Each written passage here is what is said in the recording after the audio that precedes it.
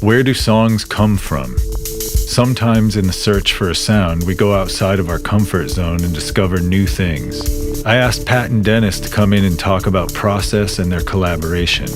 Pat's a founding member of LCD Sound System, and Dennis was in the Juan McLean. They have a new project called Museum of Love. We talked about how they draw inspiration from sounds as raw materials and the spirit those sounds convey. So we put some random pedals and noisemakers on a table and asked them to experiment. We've wanted to do things where we risk embarrassing ourselves. And felt like if we weren't at least taking that risk, then it was not... Then you're just kind of stroking your own Isn't ego. that true of any real artistic gesture, though? Like, if you're not putting anything out there, is it art? Exactly. And if you're not putting anything out there, then yeah, I guess it's safer, you know, but it's, you can feel it when actually there's, vulnerability in there, You're scared of this thing in a weird way, but you're drawn to it as well. And what is that balance that brings both in? Yeah, I mean, I guess you're treading a line, but maybe that's part of why you're risking embarrassment as well. Mm-hmm. So we made a really embarrassing record. I hope so. Right on.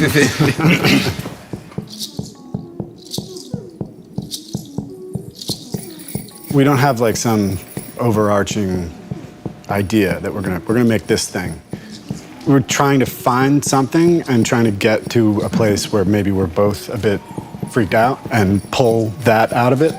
Style-wise or live or process-wise? Process-wise, where it's like we're approaching it with at least a little bit of humility and going like, what do we hear in this, instead of having a super strong idea of how it's going to end up sounding. If we were smart, we would have made like dance banger after dance banger and we'd be rich, like Avicii or something.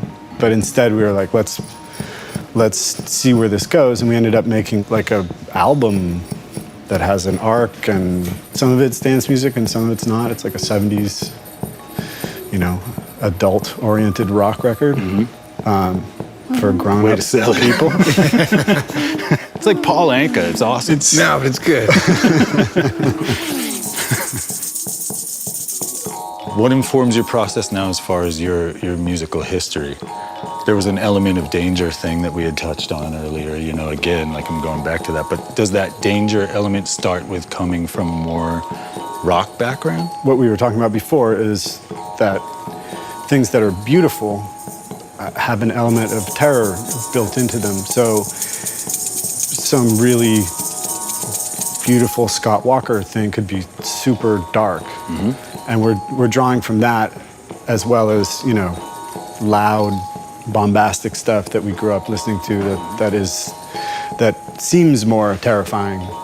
I guess that's what I mean by being a fan. It's like there's so much music that we love, and we're trying to pull out of it the things that we recognize in all of it that resonate with us. To a certain extent, we found kind of a palette. 70s string synths. Yep. Croony vocals. Was it because of historical precedent, or was it just because of the sound? No, I think it was just for the sound. I tried not to, ever be precious. Nothing can be precious, and I think that's part of the collaboration that makes it ruthless. Like we make something and then we tear it apart and rebuild it from scratch if we need to, or just take what we think is good about it.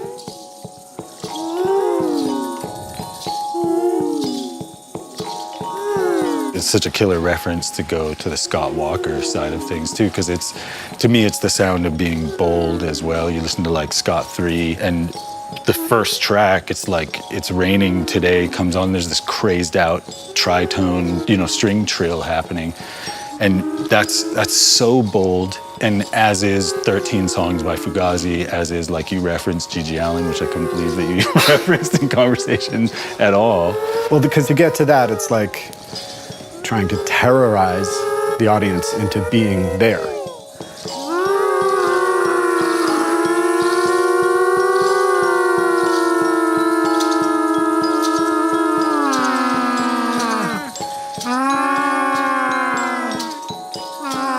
I thought that was a beautiful way to put it. Like that from a compositional standpoint, this record that you guys have just made, if it has a wider appeal, then you're being generous with an audience and sharing those gestures that, even if they're informed by Gigi Allen, you enable people to come in and experience that with you. Right. We Which is- don't which is want to make killer. anything that's just pretty or that's like smug. That would be the worst thing. Right. So like I see it as like a continuum where, you know, there's rank amateurs, and I mean that in the best possible sense, on one side, and musical geniuses on the other side, and they're like bathing in humility, and then there's this island that's the middle of the bell curve that's the island of vanity, and that's where we don't want to be. Yeah, that's well put.